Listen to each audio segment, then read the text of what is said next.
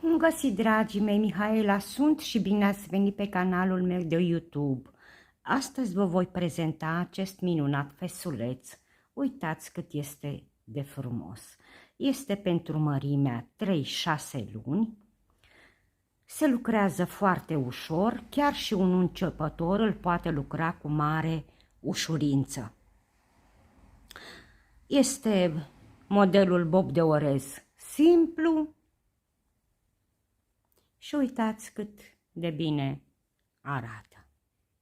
Mi-au intrat doar 40 de grame de fir.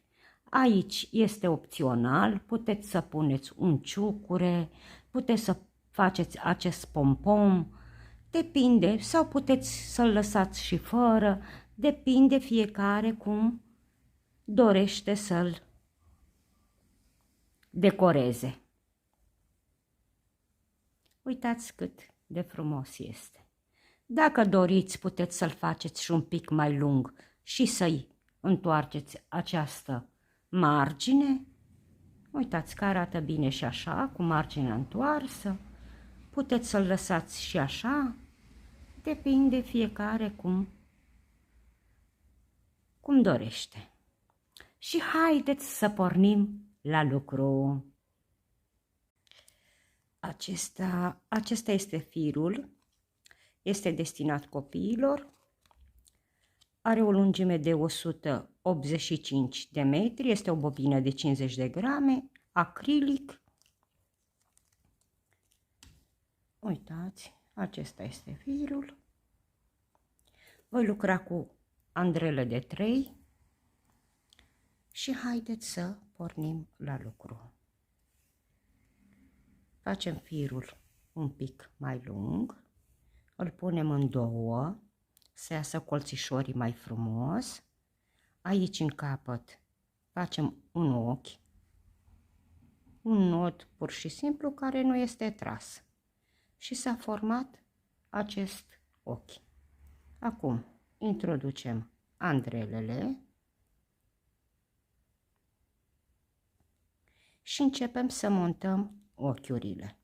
Prindem firul care este unul singur, îl dăm după deget, iar celălalt care este în două, îl prindem cu cele două degete, băgăm degetul mare pe sub, andrelele prin partea exterioară, tragem firul și s-a format primul ochi.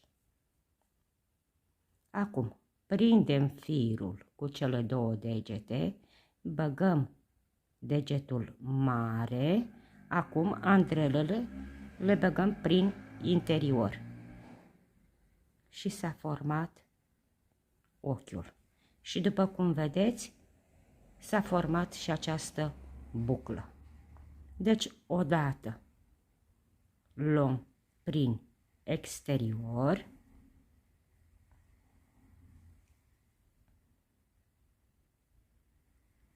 acum luăm din interior.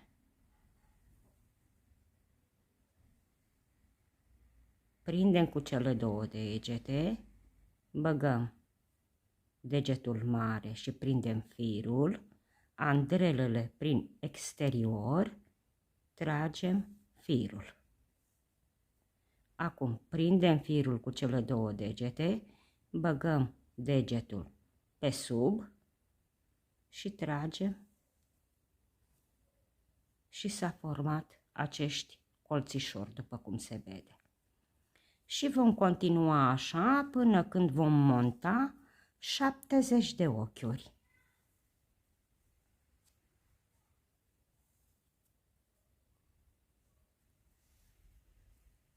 Uitați. Am montat cele 70 de ochiuri, acum tragem o andrea,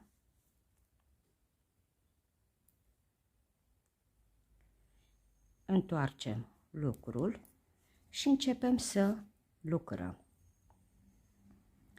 Primul ochi îl lucrăm.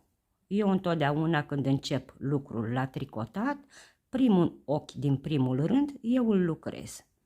Și acum băgăm prin spatele firului și facem un ochi pe față. Acum tragem firul spre față și facem un ochi pe dos. Prin spatele ochiului, un ochi pe față.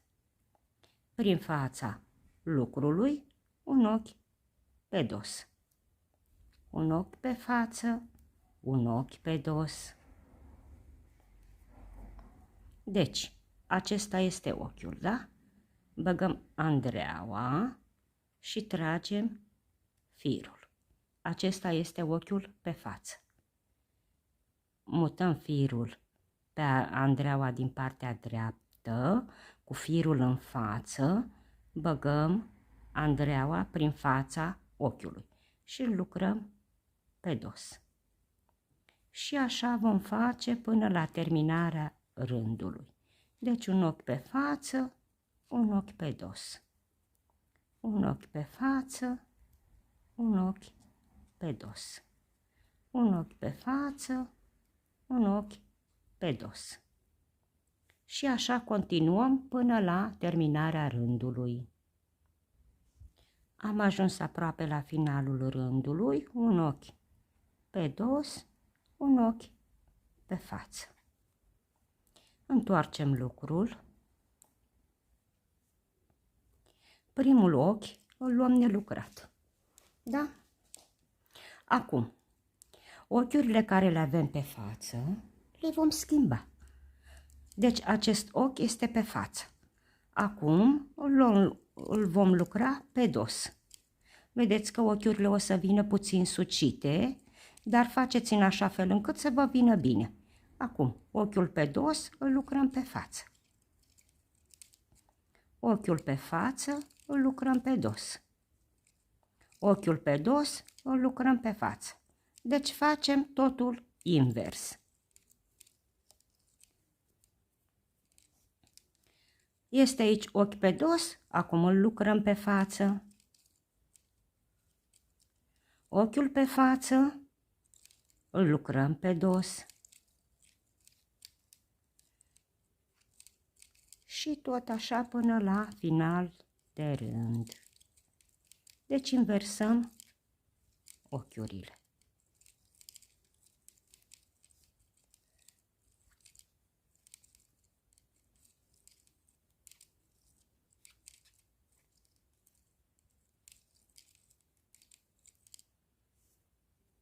Vedeți? Deci așa trebuie să arate. Am ajuns și la ultimile rânduri, ochiuri, un ochi pe față și cel de margine îl luăm tot pe față. Am terminat și cel de-al doilea rând. Începem rândul 3. Primul ochi îl luăm nelucrat să ne rămână marginea frumoasă. Acum, avem primul ochi pe dos. Întoarcem, îl schimbăm și îl facem pe față. Al doilea ochi este pe față. Acum îl schimbăm. Îl facem pe dos. Ochi pe față, ochi pe dos. Deci la fiecare rând trebuie să le schimbăm. Și acesta este tot modelul. Acesta este bob de orez simplu.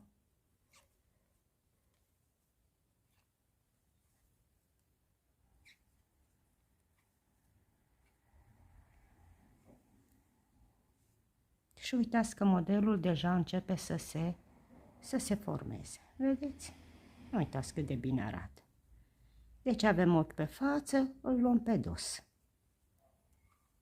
Avem ochi pe dos, îl luăm pe față. La fiecare rând se procedează la fel.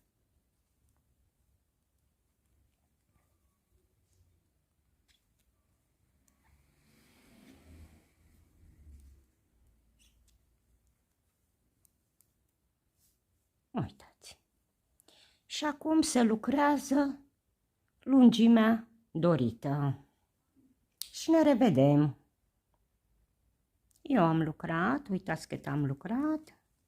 Deci am lucrat 14 cm, fiind o căciuliță pentru vârsta de 0,3-0,6 luni.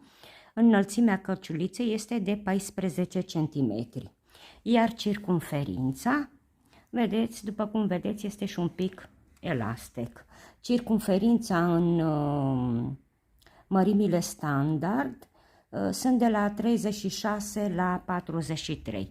Acum depinde și de fir și de mâna de lucru, cum lucrează fiecare. Eu, de exemplu, am 40 de centimetri. Vedeți? Deci 40 de centimetri circumferința. Iar dacă doriți să lucrați pentru o mărime mai mare, mai adăugați ochiuri și căciulița se lungește. Iar în înălțimea căciuliței mai lucrați ochiuri. În loc de 14 rânduri, în loc de 14 centimetri, puteți să faceți 16, 17, depinde acum de mărimea capului pentru care lucrați. Și acum, după ce am terminat și am ajuns la dimensiunea, la centimetri, la lungimea dorită, cum procedăm? Primul ochi, ca întotdeauna, îl luăm nelucrat. Iar acum începem să scadem. Luăm două ochiuri împreună, scoatem unul, să reducem ochiurile la jumătate, să le putem strânge. Deci, două ochiuri și tragem prin ele. Mergem mai departe. Deci de la 70 de ochiuri să avem 35 de ochiuri pe Andreea. Așa ne este mai ușor să le strângem și să așează mult mai bine.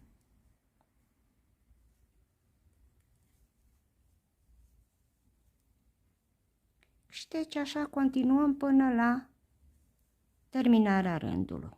Luăm câte două ochiuri împreună. Două, tragem un ochi.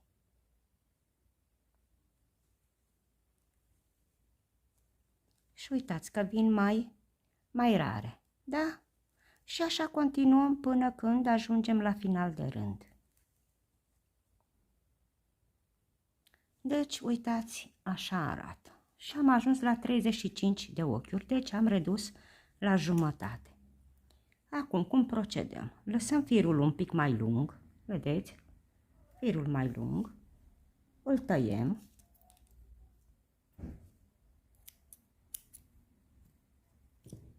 Acum luăm acul.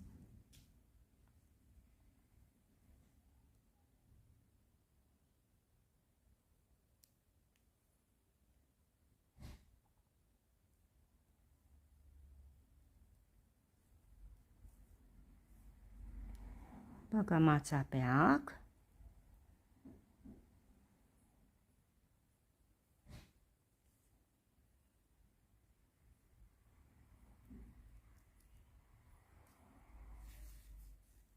Și acum luăm toate ochiurile pe ac. Fără să mai le lucrăm, fără să mai facem absolut nimic. Deci le luăm și le trecem aici pe ac. Vedeți? Deci așa.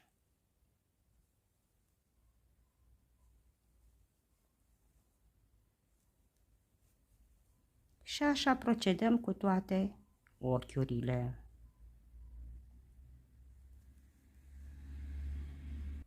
Am ajuns și la ultimile și am terminat cu andrelele. Acum tragem firul prin toate ochiurile până aici la capăt.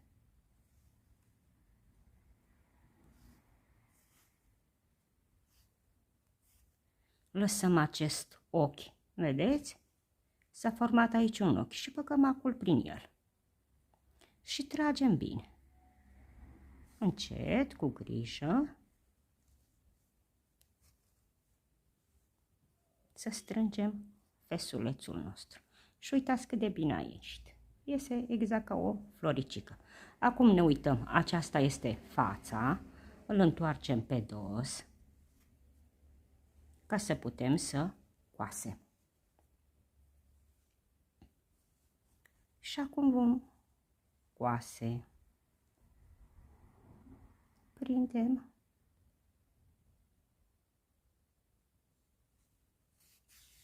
De aceea v-am și spus să lăsăm ochii de margine ca să fie mult mai ușor pentru cusut. Și ușor, dintr-o parte în cealaltă, să prindem bine amândouă părțile, îl coasem. Puteți să-l coaseți și așa, sau puteți să-l prindeți și invers. Deci, vă întoarceți pe aceeași parte, acum din nou pe partea cealaltă.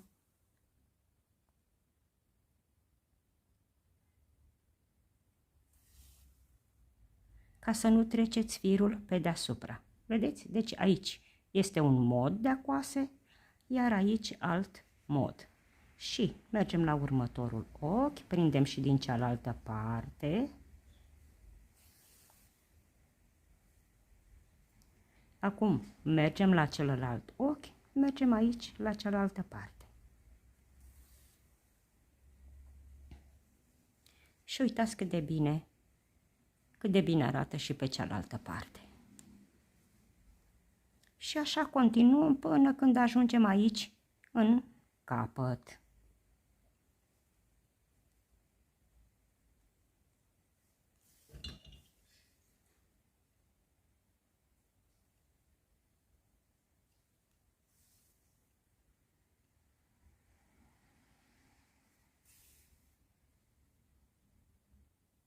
Am ajuns aici în capăt, îl prindem bine să nu se desfacă și să fie și uniform cu cealaltă parte.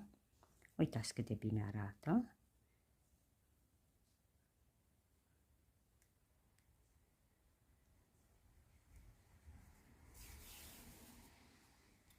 Tăiem firul.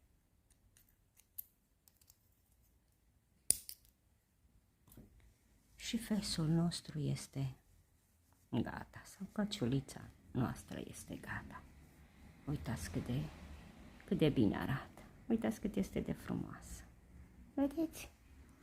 Și aici puteți să-i puneți un ciucure, un pompon, fiecare ce își dorește să pună. Ia uitați cât de bine iese. Vedeți? Uitați cât de bine arată. Acest pompon, dacă doriți să-l lucrați, găsiți tutorialul pas cu pas pe canalul meu. Și fesul nostru este gata. Uitați cât de bine arată și cât este de frumos. Vă mulțumesc că ați lucrat alături de mine, nu uitați să vă abonați, un click pe clopoțel, așa veți primi notificări ori de câte ori încarc un nou tutorial. Vă pup și vă îmbrățișez cu mult, mult drag!